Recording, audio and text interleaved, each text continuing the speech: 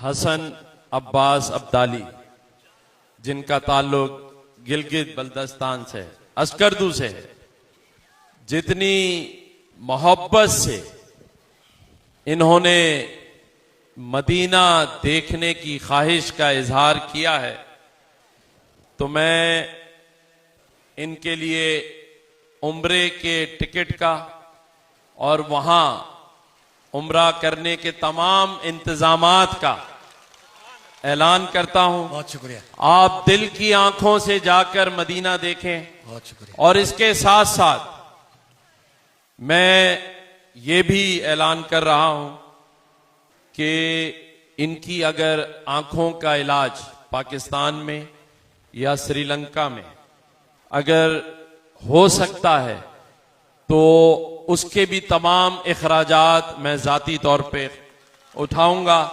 और हम सब दुआ करें कि अल्लाह ताला जिस मोहब्बत से, जिस दिल से इन्होंने मदीना जाने की और प्यारे नबी करीम सल्लल्लाहु अलैहि वसल्लम के मस्जिद नबवी को देखने की ख्वाहिश का इजहार किया है, अगर ये इलाज कामयाब हो जाए तो ये अपनी आंखों से भी देख सकें।